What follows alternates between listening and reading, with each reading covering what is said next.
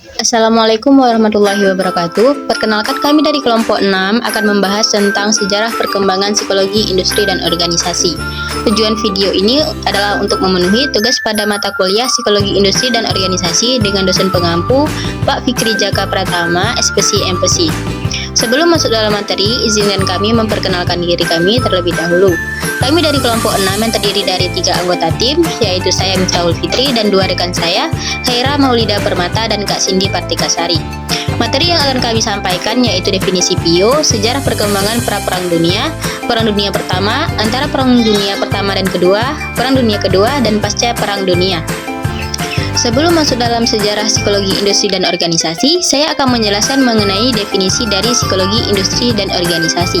Psikologi industri dan organisasi adalah suatu studi ilmu tentang perilaku, kognisi, emosi, dan motivasi, serta proses mental manusia yang ada dalam industri atau organisasi, yang berorientasi pada sistem kegiatan yang terorganisir dari suatu kelompok yang bekerja secara kooperatif untuk mencapai tujuan yang sama di bawah otoritas dan kepemimpinan tertentu. Psikologi industri dan organisasi adalah cabang dari psikologi yang mempelajari perilaku manusia di tempat kerja, serta berbagai aspek psikologis yang terkait dalam organisasi dan industri. Ini meliputi studi tentang perilaku, kognisi, emosi, motivasi, dan proses mental individu serta kelompok di lingkungan kerja yang terstruktur. Dalam konteks ini, fokus utama adalah pada bagaimana individu berperilaku di tempat kerja, bagaimana mereka berinteraksi dengan lingkungan kerja, bagaimana faktor-faktor seperti kepemimpinan, motivasi, dan budaya organisasi mempengaruhi kinerja dan kepuasan kerja, serta bagaimana organisasi dapat merancang sistem dan proses yang mendukung produktivitas dan pencapaian tujuan bersama. Studi dalam bidang psikologi industri dan organisasi bertujuan untuk meningkatkan pemahaman tentang perilaku manusia di tempat kerja dan memberikan wawasan yang dapat digunakan untuk meningkatkan kinerja individu, kelompok, organisasi, serta secara keseluruhan. Sejarah PIO pada masa pra-perang dunia. Terdapat 4 tokoh penting pada masa perkembangan ini, yaitu yang pertama ada Walter D. Scott yang meneliti tentang psikologi periklanan. Walter D. Scott adalah seorang psikolog yang mengkhususkan diri dalam psikologi industri dan organisasi, serta memiliki minat dalam psikologi periklanan. Dia adalah salah satu tokoh penting dalam mengaplikasikan prinsip psikologi dalam bidang periklanan dan bisnis. Buku-buku yang dia tulis adalah memiliki kontribusi penting dalam memperkenalkan konsep-konsep psikologi ke dalam dunia periklanan dan bisnis pada awal abad ke-20. Berikut adalah ringkasan dari 3 buku yang ditulisnya. Yang pertama ada The Theory of Advertising atau yang diterbitkan pada tahun 1903. Buku ini menguraikan prinsip-prinsip dasar periklanan dan bagaimana psikologi dapat diterapkan untuk memahami dan mempengaruhi perilaku konsumen. Scott membahas tentang kekuatan persuasif dalam iklan dan bagaimana iklan dapat dirancang untuk mencapai efek yang diinginkan. Adapun buku yang kedua ada The Psychology of Advertising yang diterbitkan pada tahun 1908.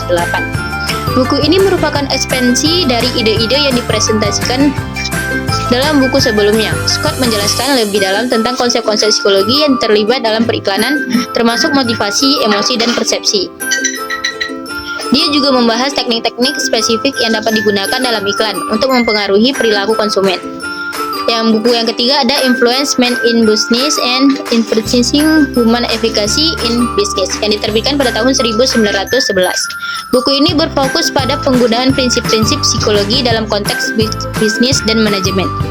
Scott menguraikan bagaimana pemahaman tentang motivasi, kepemimpinan, dan komunikasi dapat digunakan untuk meningkatkan efisiensi dan produktivitas dalam lingkungan bisnis.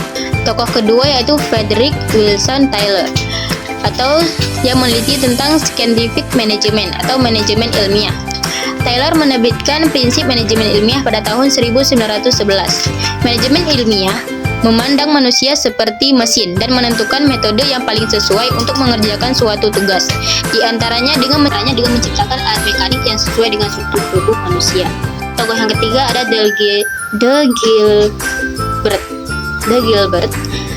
Frank dan Lillian Gilbert menyempurnakan metode Taylor. Salah satunya mempelajari masalah kelelahan, pencahayaan, pemanasan, dan masalah pekerjaan lainnya.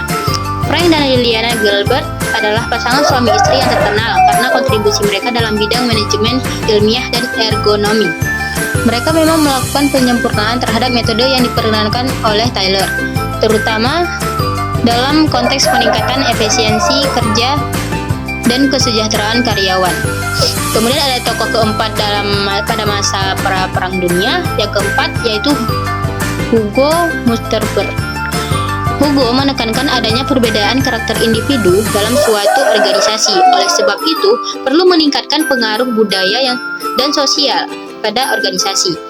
Hugo menerbitkan buku The Psychology of Industrial Efficacy pada tahun 1913. Dalam bukunya, Hugo menekankan pentingnya memahami perbedaan individu dalam konteks lingkungan kerja dan organisasi. Ia memahami bahwa setiap individu memiliki karakteristik, kemampuan, dan kebutuhan yang berbeda, dan bahwa faktor-faktor budaya dan sosial dapat mempengaruhi kinerja dan kepuasan kerja. Beberapa konsep yang ditekankan oleh Hugo dalam karyanya tersebut termasuk yang pertama ada seleksi dan penempatan karyawan. Hugo mendukung pentingnya melakukan seleksi karyawan yang tepat untuk pekerjaan tertentu berdasarkan karakteristik individu mereka. Hal ini termasuk mempertimbangkan faktor-faktor seperti kepribadian, kemampuan, dan minat. Yang kedua ada motivasi dan kepuasan kerja. Hugo mengakui peran motivasi dalam lingkungan kinerja dan kepuasan kerja karyawan. Ia memperhatikan bahwa faktor-faktor budaya dan sosial seperti lingkungan kerja yang mendukung dan hubungan antara rekan kerja dapat mempengaruhi tingkat motivasi dan kepuasan kerja. Peran psikologi dalam efisiensi kerja. Hugo meyakini bahwa psikologi dapat membantu meningkatkan efisiensi kerja dengan memahami dan mengelola aspek-aspek psikologi individu dalam konteks organisasi. Ini termasuk penggunaan teknik-teknik psikologi untuk meningkatkan seleksi karyawan, pelatihan, dan pengembangan karir. Melalui karyanya, Hugo memberikan kontribusi penting dalam mengarahkan perhatian pada pentingnya memahami aspek-aspek psikologi individu dalam konteks organisasi dan lingkungan kerja. Pemikiran dan konsep-konsepnya tetap relevan dalam studi psikologi industri dan organisasi hingga saat ini. Saya akan mencoba menjelaskan tentang perkembangan psikologi organisasi pada masa Perang Dunia I, yaitu pada tahun 1917 sampai 1918. Yang pertama yang dikemukakan oleh Robert Laques yaitu mengatakan tentang Army Alpha dan Army Beta. Nah, Robert Laques sendiri adalah Presiden American Psychology Association atau yang biasa kita kenal dengan APA. APA membuat prosedur untuk penerimaan tentara atau army. Nah, prosedur penerimaan tersebut juga melihat kesehatan mental dari calon tentara. Ahli psikologi juga menganalisa motivasi dan moral dari para prajurit. Army Alpha merupakan tes dari intelijensi umum yang dikembangkan untuk para tentara, dan Army Beta adalah tes khusus bagi calon tentara yang tidak mahir dalam menggunakan bahasa Inggris. Yang kedua yaitu dikemukakan oleh Walter D. Scott yang mengemukakan teori job analysis dan performance appraisals. Nah, pada masa ini Walter D. Scott dan asosiasinya membangun firma konsultasi psikologi yang mengaplikasikan prosedur job analysis pada USA Army untuk sektor privat. Walter D. Scott melihat perkembangan spesifikasi pekerjaan pada petugas di USA Army sebelum memulai firma konsultasinya. Selanjutnya kita masuk pada perkembangan PIO pada masa antara Perang Dunia I dan Perang Dunia II, yang mana pada periode ini berlangsung dari abad 1919 sampai abad 1940. Yang pertama yaitu ada fungsionalisme. Nah, fokus utama dari aliran fungsionalisme adalah adaptasi diri manusia pada lingkungannya. Banyak riset psikologi yang muncul karena semangat dari aliran fungsionalisme ini. Salah satunya yaitu badan riset yang dibangun di Carnegie Institute oleh Walter Brigham. Nah, badan ini memiliki tujuan untuk memecahkan masalah menggunakan penelitian psikologi. Aktivitas badan ini kemudian berfokus pada seleksi dan penempatan. Yang kedua, teori yang dikemukakan oleh James Cattell. James Cattell sendiri mengemukakan teori psychological corporation. Tujuan dari psychological corporation adalah untuk mengembangkan psikologi dan mempromosikan penggunaan psikologi dalam industri dan organisasi. Yang terakhir yaitu Horton Student. Horton Student sendiri adalah penelitian yang dimulai pada akhir abad 1920 di perusahaan Western Electric dan berfokus pada ketertarikan psikologi industri dan organisasi tentang bagaimana perilaku kerja dimanifestasikan dalam konteks organisasi. Nah, hasil dari Horton Student ini adalah kondisi psikologi dan organisasi lingkungan kerja berpotensi lebih penting daripada kondisi fisik seorang pekerja lainnya. Selanjutnya itu perkembangan bio pada masa Perang Dunia Kedua pada tahun 1942 sampai 1945. Tugas yang dikerjakan oleh ahli psikologi industri dan organisasi pada masa ini adalah melakukan seleksi calon prajurit dengan didasarkan kemampuan calon prajurit untuk belajar. Tugas ini menimbulkan tes yang disebut Petri Test atau ACGT atau Army General Classification Test. Tugas yang dikerjakan oleh Menteri Industri dan Organisasi pada masa ini adalah melakukan seleksi calon prajurit dengan didasarkan kemampuan calon prajurit untuk belajar. Tugas ini menimbulkan tes yang disebut Petri Test, ACGT atau Army General Classification Test. Kurt Lewin mendirikan Test Center for Group Dynamics pada tahun 1945. Center ini banyak melakukan penelitian tentang perilaku kelompok.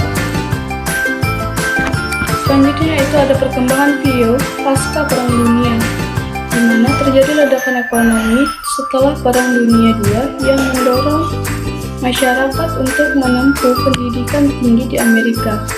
Perguruan tinggi juga semakin banyak menawarkan program psikologi industri dan organisasi yang sebagai spesialisnya pada tahun 1950 hingga sekitar 1980-an menjadi masa perkembangan psikologi industri dan organisasi, terutama dalam lingkup motivasi kerja. Pada masa ini, Maslow dan Kurt Roger mengemukakan teori motivasi di mana teori tersebut menjadi dasar dari human relation movement. John Locke menemukan teori motivasi di akhir tahun 1960. Teori John Locke dikenal sebagai goal dari setting teori Cage dan pada akhir tahun 1990-an mempublikasikan buku yang berjudul The Social Psychology of Generasiata. Buku ini merupakan buku klasik psikologi industri dan organisasi.